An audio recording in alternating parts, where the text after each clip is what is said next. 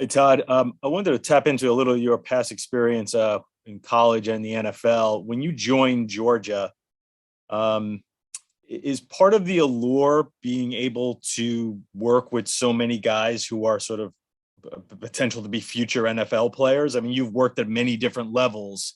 I'm wondering if being drawn back to Georgia, part of that was, hey, this is where all the best and future NFL players go.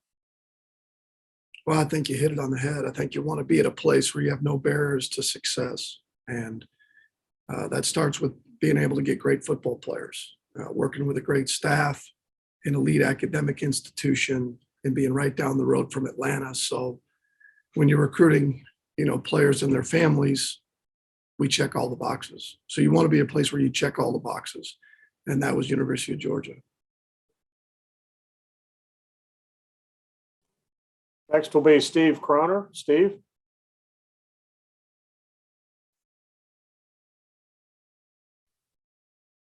Doing a story on Brock Bowers, how soon before he got on campus did you realize he was going to have such an impact on your offense? And how have you made him a better tight end? And how has he made you a better offensive coordinator? Well, the first part of it is, first of all, we saw his work ethic. I spoke about that, a week ago about how he's wired. So we don't have to touch on that anymore. He's wired the right way. He works awfully hard at his craft. He only knows one speed. So right away, we know he'd be able to contribute. Did we know it'd be to this extent? Of course not. So, but once we saw him work, his skill set, we knew that, we had a chance to have somebody that we could rely on. And as he's continued to develop, Coach Hartley deserves a lot of credit, one, for recruiting him, two, for developing him. We've just tried to continually move him around, put him in a position to make plays. He's embraced that. He works awfully hard. He's had a lot more to do with what we do, in terms of how he works and how he prepares than I've had to do with his progression. I mean, that's just because of the way he's wired. Next will be Seth Emerson. Seth?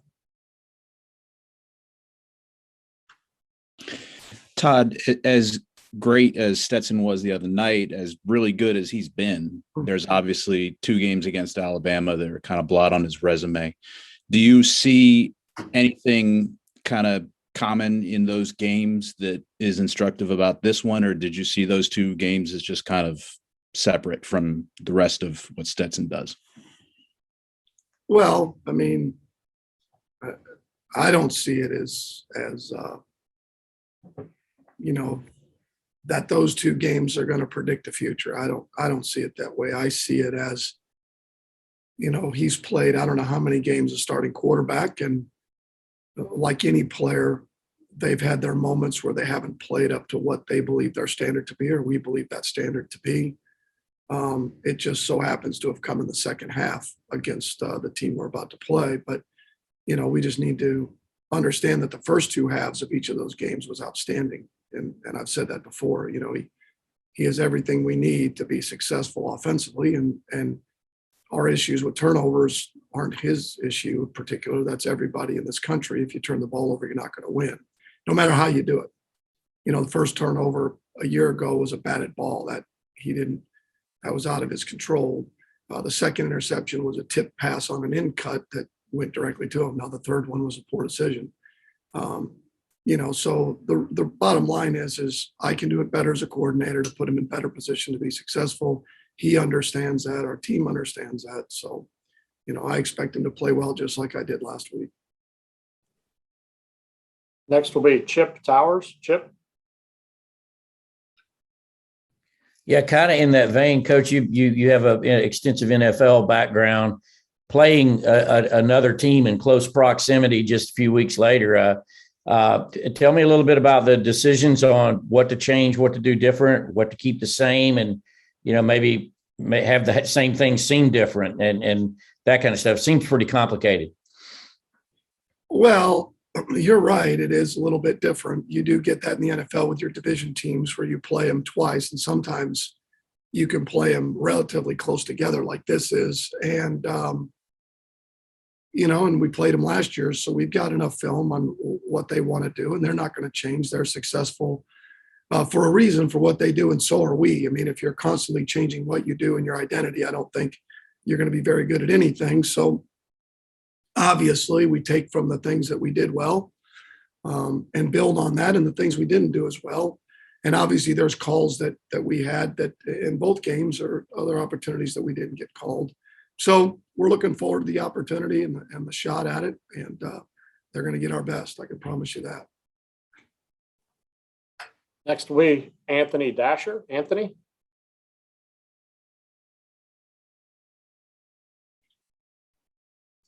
Hey, Todd. How do you best quantify, the improvements when you're talking about Stetson that he's made from last year to right now to become starting quarterback? Well, I think he's obviously second year in the system, being around us as a coaching staff. What we do offensively, I think, is big. And just playing. I think we forgot at times, that he really hadn't played a lot of football here. And I think being around the same players, I think the consistency that we've had at times, that we've tried to get the ball to those guys have helped. But to me, he's matured in terms of understanding what we want to get done, and also just playing. There's just the reps that you get in practice and then games that get into your memory bank, whether they're scars or things you've solved or decision-making, I think all comes into that. And the longer you play, a guy like Aaron Rodgers or Tom Brady or those guys or Ryan Fitzpatrick, some of the things they do now, they didn't do early on in their career. That develops over time. And they continue to improve their game and their understanding of what we want done. All right, next will be Dennis Dodd. Dennis? Got it this time. Todd, you were pretty emphatic of your support for Stetson last week when talking about JT. Stetson's got 10 touchdowns in the last 3 games. I just wonder if there was a point where, I don't know what the word is, that you trusted him more to go downfield, to do more things, or was that overestimating it? Oh, I don't know. I think the hardest part is the way our season has gone. Our season, we've had a tremendous season. And for a number of those games, we put ourselves in position to where we didn't need the quarterback to make plays in the second half of games. Some people could look at that and say, well, why didn't you take the opportunity to continue to get more reps or get other quarterbacks opportunities? Not in my mind. My mind was to win that one game in particular and get off the field without, injuries. And so that's probably the hardest part when you try to look at, throwing the ball down the field in terms of the opportunity. Our defense played so well. And so I think that's probably a little unfair that we didn't trust him to throw it down the field. It was just a matter of opportunities, I think, is more than anything, because the way the games went. Next we'll hear from Mark Schleybaugh. Mark?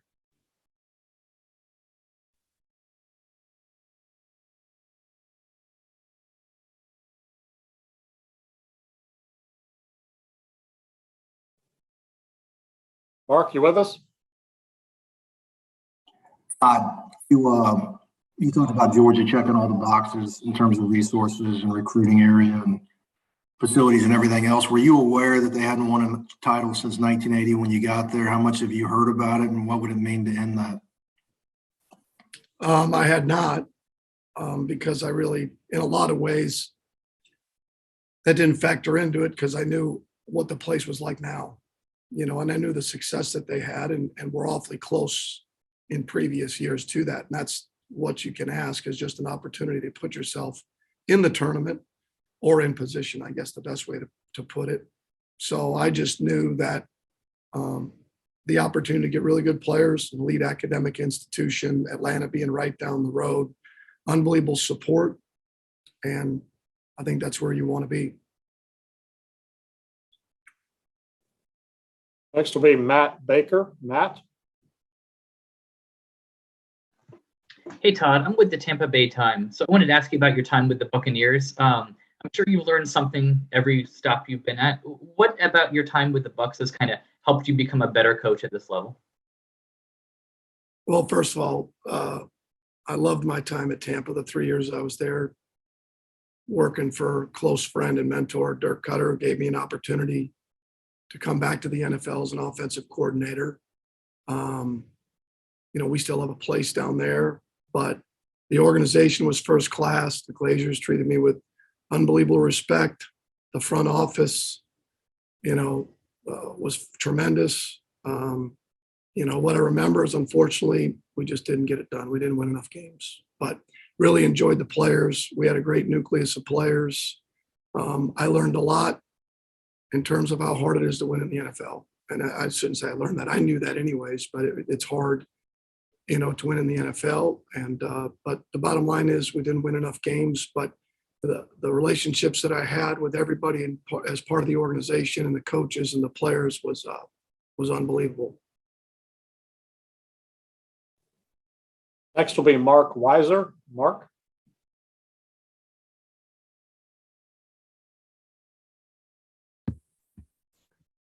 Hey, Todd, being a guy that grew up in the Midwest, what will it be like to coach this game in Indianapolis? And we have family coming from that part of the country, and being a play caller in the national championship game, does that excite you as a guy that's been doing this for a long time? Well, I don't miss the cold, so that part of it doesn't overly excite me. Thank God the game's indoors, so that doesn't factor into that. Sure, it's always nice to be close enough where family can come to the game and see us play, and but we obviously don't control that. But I'm excited for the game. I'm excited for our players. This is about our players and the opportunity that they have in front of them that they've earned. I mean, they've earned this by the hard work they put in starting at the end of last year. This is a year-long process that our guys have been through to get to this point and to have this opportunity. And it's everything that we do it for. Everybody has this initial goal going into it. And our guys have worked incredibly hard to get to this point and have trusted in the message that we've sent. And they've carried that out for the most part throughout the year. So I'm excited to see them play this doesn't come around very often, this opportunity to win a championship. So I think our guys are excited. We've started off the week the right way, and we'll see. Next will be Mike Rodak. Mike? Just on Brock Bowers, how do you approach, Alabama playing the second time now and trying to stay a step ahead of them, presumably with them trying to stop him after the impact he had in the first game? Oh, I don't know. I mean, we'd be guessing. We'd be guessing at certain things they would do to stop a particular player.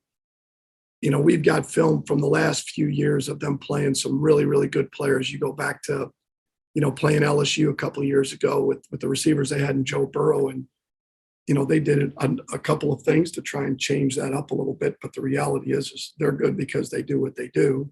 Sure, do they understand an opponent's really, really good players and what you want to do schematically? Of course. But they knew that going into last game. Obviously, he had a number of catches, but they knew that going into last game. So we don't anticipate a heck of a lot different, just maybe in terms of, where he's located or, different calls based on formation sets and what we do to get him the ball. But outside of that, to think that they're going to line up two guys over him and double team him it would be a stretch. Next will be Mike Griffith. Mike? Hey, Coach. Obviously, we see you operating at the 10,000-foot view from the press box, but on the sidelines, we see JT engaging Stetson, and we hear Kirby talking about the quarterback room. I think you've mentioned it. How important is that, and as far as the in-game adjustments for those quarterbacks to communicate? Well, I think any communication can be a positive or a negative, depending on how it's presented and what you're telling a player. It can be a positive or negative for me. It can be a positive or negative from any interaction you give the quarterback, from a confidence standpoint, from an awareness standpoint, from what you're expecting to see or what you've seen. So all of that's a plus. I think JT's going to do a great job in a very tough situation of embracing that part of it and doing everything he can to help Stetson and us in game prep and being ready should the opportunity arise. And Stetson has done the same even when he wasn't playing. So I do think that, those guys staying involved in the game and the information that we give them is critically important throughout a game. All right, our next question is from Zach Klein. Zach? Coach, in your years of major college football and the NFL, where would you rank Will Anderson's ability to wreak havoc on opposing offenses and cause problems in preparation? Well, you certainly want to know where he is. It's not just from a pass rush standpoint. He does a really good job of, if you get into the zone read game where he tries to hit you at the junction point, and try to disrupt from the open side. So, and he plays with relentless effort. I think he has a tremendous skill set.